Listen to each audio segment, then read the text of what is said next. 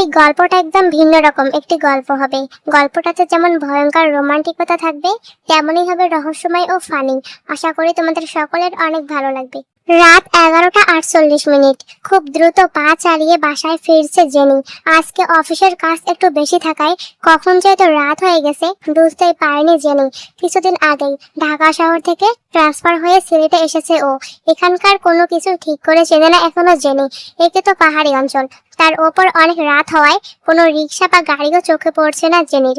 বেশ ভয়ে ভয়ে দ্রুত পা চালিয়ে বাসায় যাওয়ার জন্য হেঁটে চলেছে জেনি। দূর দূরান্ত থেকে ভেসে আসছে শিয়ালের ডাক। এমন একটা পরিবেশে শিয়ালের ডাক শুনে যেন ভয়ে গায়ে কাঁটা দিয়ে উঠেছে জেনির। তবুও মনে সাহস রেখে এক প্রকার দ্রুত সামনের দিকে এগিয়ে যাচ্ছে ও। উদ্দেশ্য যত তাড়াতাড়ি সম্ভব বাসায় পৌঁছানো। জেনি যে রাস্তা ধরে হাঁটছে তার এক পাশে হালকা জঙ্গলের মতো ঝোপঝাড়, আর এক পাশে ঢালু পাহাড়। কেমন একটা নির্জন আর গা ছমছমে পরিবেশ। হঠাৎ জেনির সামনে ঝোপঝাড়ের ভেতর থেকে দুটো জ্বলন্ত চোখ দেখতে পেয়ে থমকে দাঁড়ালো জেনি। তারপর ফোনের ফ্ল্যাশ লাইট জ্বালিয়ে ভালো করে বোঝার চেষ্টা করলো ওটা কি। এদিকে ভয়ে সারা শরীর ঘেমে একাকার অবস্থা হয়ে আছে জেনির। হঠাৎ জেনির সামনে লাফিয়ে ঝোপঝাড় থেকে বেরিয়ে এলো খুবই হিংস্র দেখতে একটি প্রাণী। প্রাণীটির মুখ থেকে সমানে টপ টপ করে লালা গড়িয়ে পড়ছে মাটিতে। ফোনের ফ্ল্যাশ লাইটের আলোতে ভালো করে বোঝারও উপায় নেই এটা আসলে কি। তবে এই প্রাণীটা যে জেনির উপর আক্রমণ করার জন্য বেরিয়েছে সেটা জেনি খুব ভালো করেই বুঝতে পারছে। প্রাণীটা কেমন একটা গো গো শব্দ করতে করতে এক পা করে এগিয়ে আসছে জেনির দিকে, আর জেনি ভয়ে ভয়ে এক পা করে পিছিয়ে যাচ্ছে। হঠাৎ প্রাণীটা দৌড়ে এসে জোরে একটা লাফ দেয় জেনিকে আক্রমণ করার জন্য। ভয়ে জেনি নিজের মুখের উপর হাত রেখে চোখ বন্ধ করে জোরে চিৎকার করে ওঠে। বেশ কিছুক্ষণ পর হয়ে যাওয়ার পরেও যখন নিজের উপর কোনো আক্রমণ না হয় জেনির, তখন মুখের সামন থেকে হাত সরায় নেয় আর দেখতে পায় ওর সামনে এসে হিংস্র পশুটি নেই। ভয়ে এখনো জেনির বুকের মাঝে যেন হাতুড়ি পেটাচ্ছে কেউ। জেনি খেয়াল করে ঝোপের আড়াল থেকে কেমন একটা শব্দ আসছে, যেন কেউ কোনো কিছু চুষে চুষে খাচ্ছে, আর তারই ঢক ঢক শব্দ শুনতে পাচ্ছে জেনি। জেনির আর সাহস হয় না জিনিসটা দেখার মতো, তাই আর এক মুহূর্তও সেখানে না দাঁড়িয়ে দৌড়তে শুরু করে জেনি। প্রাণপণে দৌড়ে চলেছে জেনি। ভয়েও কোনো দিকে যাচ্ছে সে খেয়ালই নেই ওর। তবুও জীবন বাঁচানোর ভয়ে দৌড়ে চলেছে। দৌড়তে দৌড়তে হাতে থাকা ফোনটার ফ্ল্যাশ লাইট অফ হয়ে যায় জেনির। সাথে সাথে জেনি থেমে যায়। আবারও লাইট অন করার চেষ্টা করে, কিন্তু ফোনের ব্যাটারি শেষ। ফ্ল্যাশ লাইট জ্বালাতে না পেরে ভয়ে ভয়ে আশেপাশে তাকিয়ে জেনি বোঝার চেষ্টা করে ও আসলে কোথায় দাঁড়িয়ে আছে এখন। খুটখুটে অন্ধকারের কারণে প্রথমে কিছু বুঝতে না পারলেও একটু পর চোখের অন্ধকার সয়ে আসলে জেনি বুঝতে পারে ও দৌড়তে দৌড়তে কোনো এক জঙ্গলের মতো ঘন ঝোপঝাড়ে ঢুকে পড়েছে। ওর চারিপাশে জনমানব বা রাস্তাঘাটের চিহ্নটুকু নেই। এই অন্ধকারে কি করবে বুঝে উঠতে না পেরে চিৎকার করতে শুরু করে জেনি। কেউ আছেন? প্লিজ হেল্প মি, আমি পথ হারিয়ে ফেলেছি। দয়া করে কেউ এখানে থাকলে আমাকে একটু সাহায্য করুন। কেউ আছেন এখানে? না, শত চিৎকার করেও কোনো লাভ হয় না। কেউ এগিয়ে আসে না ওকে সাহায্য করার জন্য, আর আসবেই বা কি করে। এই এলাকার সবাই রাত 10টার আগেই দরজা জানালা লাগিয়ে ঘুমিয়ে পড়ে। কোনো মানুষের সাড়া শব্দ না পেয়ে ভয়ে ভয়ে সামনের দিকে হাঁটা শুরু করে জেনি। আর তখনই জেনি অনুভব করে ওর পিছনে উড়ে এসে কিছু একটা নামলো। ভয়ে ভয়ে পিছনে ঘুরে দাঁড়ায় জেনি, আর তখনই দেখতে পায় হুডিওয়ালা কালো জ্যাকেট পরা একটা লোক দাঁড়িয়ে আছে ওর পিছনে। লোকটার মুখটা হুডির কারণে ঠিক দেখা যাচ্ছে না, তবে এটা যে মানুষ তা বোঝা যাচ্ছে। জেনি ভয়ে ভয়ে কাঁপা কাঁপা গলায় বলে, কে কে কে আপনি? আমি পথ হারিয়ে ফেলেছি, আমাকে একটু জঙ্গল থেকে বের হতে সাহায্য করবেন প্লিজ। জেনির কথা যেন কান পর্যন্ত পৌঁছায়নি লোকটার। লোকটা সেই আগের মতোই মাথা নিচু করে দাঁড়িয়ে আছে, একটা কথাও বলছে না বা নড়াচড়াও করছে না। জেনি ভয়ে ভয়ে লোকটার কাছে এগিয়ে যায়। এদিকে জেনির সারা শরীর ঘেমে একাকার অবস্থা। লোকটার কাছাকাছি এগিয়ে যেতেই হালকা বাতাস এসে গায়ে লাগলো জেনির, আর জেনির শরীরের গন্ধ গিয়ে আছড়ে পড়ে লোকটির নাকে। সাথে সাথে লোকটি মাথা তুলে জেনির দিকে তাকিয়ে একটা জোরে নিঃশ্বাস নেয়, যেন জেনির গায়ে ঘ্রাণ নিচ্ছে লোকটা। হালকা চাঁদের আলো এসে পড়ছে লোকটার মুখে।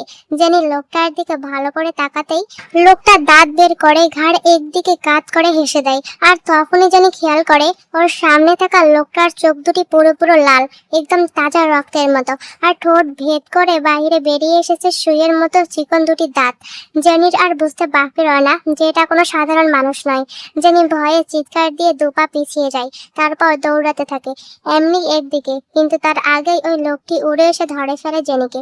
তারপর একটি গাছের সাথে চেপে ধরে জেনির গলায় নিজের সূচের মতো দাঁত দুটি বসিয়ে দেয়। তারপর চুষে চুষে ঢকঢক করে খেতে থাকে জেনির শরীরের রক্ত। জেনি চিৎকার করারও সময় পায় না, তার আগেই ভয়ে জ্ঞান হারায় জেনি। আর শরীরের সব রক্ত চুষে নেওয়ায় কিছুক্ষণের মাঝেই মৃত্যুর কোলে ঢলে পড়ে জেনি। জেনির রক্ত খাওয়া শেষ হলে জেনির নিথর শরীরটা সেখানে ফেলে রেখে তৃপ্তির হাসি দিয়ে সেখান থেকে উড়াল দিয়ে চলে যায় লোকটা। আর জেনির রক্তহীন ফিকে হয়ে যাওয়া নিথর শরীরটা পড়ে রয় সেখানেই গাছের নিচে। সকাল 9:30। একটি বড় টেডি বিয়ারকে জড়িয়ে ধরে বাচ্চাদের মতো করে ঘুমিয়ে আছে তে। তে এই তে আর কত ঘুমাবি বলতো, কলেজ যেতে হবে না আজকে? উফ, এই মেয়েটাকে নিয়ে আর পারি না, এর তো ঘুম পাগলি হয়েছে না কি বলবো। বলছি তুই কি ভালোই ভালোই ঘুম থেকে উঠবি নাকি আমি তেলাপোকা ছেড়ে দেবো তোর গায়ে? তেলাপোকার নাম শুনতে লাফিয়ে উঠে বসে পড়ে তে। তারপর হাই তুলতে তুলতে ওর মাকে উদ্দেশ্য করে বলে, ও আম্মু, তুমি এত পচা কেন বলো তো? প্রতিদিন সকালে এই তেলাপোকার কথা মনে না করালে বুঝি তোমার ভালো লাগে না? মাঝে মাঝে মনে হয় যেন তুমি আমার সৎ মা। দাঁড়াও, আমি আজকেই আব্বুকে বলবো আমায় ভালো আম্মু এনে দিতে। হ্যাঁ হ্যাঁ, তা তো প্রতিদিনই বলিস, আজকে না হয় আবার বলিস। এখন তাড়াতাড়ি উঠে কলেজের জন্য রেডি হয়ে নে, আমি ব্রেকফাস্ট দিচ্ছি। কথাগুলো বলে তের রুম থেকে চলে গেল তের মা। আর তে উঠে হাই তুলতে তুলতে ফ্রেশ হতে চলে গেল। বড়লোক বাবার একমাত্র মেয়ে এই তে। দেখতে যেমন সুন্দরী তেমনই সে অসম্ভব দুষ্টু আর চঞ্চলা টাইপের মেয়ে। তবে তেলাপোকাকে ভীষণ ভয় পায় তে, তাই তেকে দমন করতে এই তেলাপোকাই হলো প্রধান অস্ত্র। কলেজের সবাই তের দুষ্টামির জন্য ওকে দুষ্টু পাখি বলে ডাকে। সকল ছাত্রছাত্রীকে তো জ্বালিয়ে মারেই।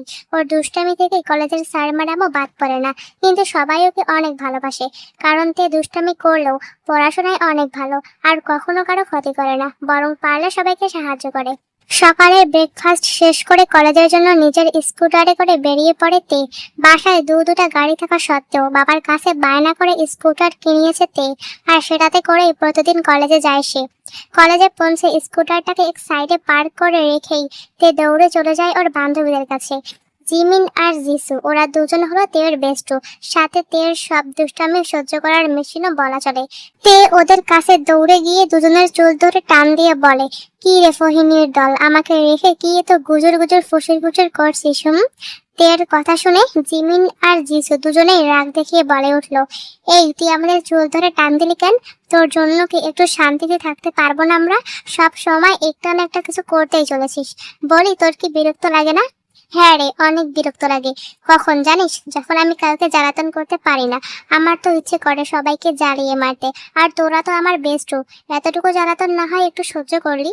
তের কথা শুনে জিমিন বলল, দেখতে সবসময় এমন দুষ্টামি ভালো লাগে না, আর এমনিতেই আমরা খুব টেনশনে আছি। কালকে রাতে কি হয়েছে জানিস? জানলে তোরও আর দুষ্টামি করা আসবে না। এমন কি হলো রে? এই তোদের দুজনের বিয়ে ঠিক হয়নি তো? ইস, কতদিন হলো বিয়ে খাই না। তুই কাকে কি বলছিস জিমিন? এই ফাজিলের হাড্ডিকে কোনো কিছু বলে লাভ নেই, ও জীবনেও সিরিয়াস হবে না। আচ্ছা এই নে, আমি সিরিয়াস, এবার বল কি হয়েছে? কাল রাতে যে আমাদের বেস্ট দুজন এত চিন্তিত। তেয়ার কথা শুনে জিমিন বলতে শুরু করলো, তোকে আমি বলেছিলাম না তে, যে আমাদের বাসায় একজন নতুন ভাড়াটিয়া এসেছেন কিছুদিন আগে ঢাকা থেকে? বলেছিলি তো। ওই যে জেনি না কি যেন নাম মহিলাটার? হ্যাঁ, ওই জেনির কথাই বলছি। তো কি হয়েছে? তোদের বাসার ভাড়া না দিয়ে পালিয়ে গেছে নাকি? নাকি তোর হবু বরকে নিয়ে ভেগেছে? তের কথা শুনে মাথায় হাত দিয়ে বসে পড়লো জিমিন আর জিসু। ওদের এমন করতে দেখে তে ঠোঁট উল্টে বলল, সরি রে দোস্ত, আমার ভুল হয়ে গেছে। আচ্ছা এখন বল তো কি হয়েছে? সিরিয়াস কিছু নাকি? বলবো, আগে তুই বল, মাঝখানে আর উল্টো পাল্টা কথা বলবি না। আচ্ছা বলবো না, এবার বলতো। কাল রাতে ওই জিমিনকে কিসে যেন মেরে ফেলেছে রে। সকালে ওনার লাশ পাওয়া গেছে ঝোপঝাড়ের মাঝে একটা গাছের নিচে। আর আশ্চর্যের বিষয় কি জানিস? ওনার শরীরটা একদম ফ্যাকাশে হয়ে আছে, যেন কেউ ওনার শরীর থেকে সমস্ত রক্ত বের করে দিয়েছে।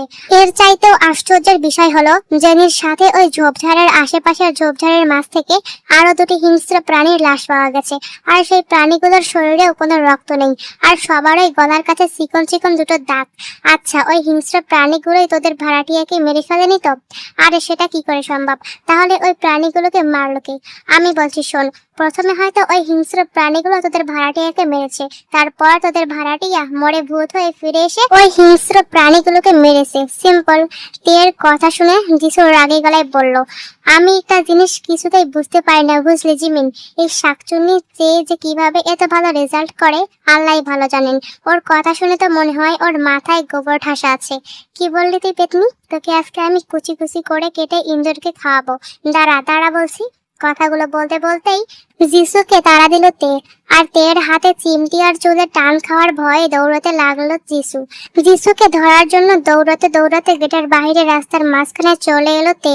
আর তখনই তের অপর দিক থেকে একটা ট্রাক দ্রুত গতিতে এগিয়ে আসছে দেখে ভয়ে তে নিজের চোখ দুটো বন্ধ করে চিৎকার দিল। আর তখনই তে অনুভব করলো ওকে কেউ একজন খুব দ্রুত গতিতে সেখান থেকে সরিয়ে নিয়ে রাস্তার পাশে এনে দাঁড় করালো। তে চোখ খুলে সামনে তাকিয়ে দেখলো কেউ নেই, তবে একটি লম্বা করে ছেলে পকেটে হাত গুজে কলেজের গেট দিয়ে ভিতরে ঢুকছে এটা দেখলো। তে বোঝার চেষ্টা করছে কি হলো ওর সাথে, আর কেই বা ওকে বাঁচালো। তখনই যিশু দৌড়ে এসে তের পাশে দাঁড়িয়ে হাঁপাতে হাঁপাতে উত্তেজিত কণ্ঠে বলল, তুই ঠিক আছিস তো তে? তোর কোথাও লাগেনি তো? আমি তো ভয়ে পেয়ে গিয়েছিলাম, একটুর জন্য ট্রাকের নিচে চাপা পড়ার হাত থেকে বেঁচে গেলি তুই। ওই ছেলেটা এখন থেকে না বাঁচালে কি যে হতো আমার তো ভাবতেই ভয় করছে। যিশুর কথা শুনে তে গম্ভীর গলায় বলল, যে ছেলেটা কেবল কলেজের ভিতরে গেল সে বাঁচিয়েছে আমায়। কিন্তু কেমন অদ্ভুত মানুষ শুনি। কিছু না বলে চলে গেল। কে ছেলেটা, চিনিস ওকে? তের কথার উত্তরে জিমিন এগিয়ে এসে বলল, হ্যাঁ ওই ছেলেটা সত্যিই খুব অদ্ভুত। কলেজে কারোর সাথে কথা বলে না, ওর কোনো বন্ধুও নাই কলেজে। হাজার গরমের মাঝেও সব সময় হুডিওয়ালা জ্যাকেট পরে থাকে আর চোখে কালো সানগ্লাস। আমি আজ অব্দি ওনার চেহারাটাই দেখিনি ঠিক করে। তবে ওই ছেলেটাই তোকে একটুর জন্য বাঁচিয়ে নিয়েছে তে, নইলে আজকে যে কি হতো। ছেলেটাকে একটা ধন্যবাদ দেওয়া উচিত। ছেলেটার নাম কি রে? কোথায় থাকে ও, জানিস কিছু? কোথায় থাকে তা ঠিক জানি না, তবে ছেলেটার নাম শুনেছি, জাংকুক। স্যারকে কয়েকবার ওকে জাংকুক বলে ডাকতে শুনেছি। জাংকুক। আচ্ছা চল এখন ক্লাসে যাই, পরে কখনো দেখা হলে ধন্যবাদ দিয়ে দেব। তারপর তিন বান্ধবী মিলে ক্লাসে চলে গেল।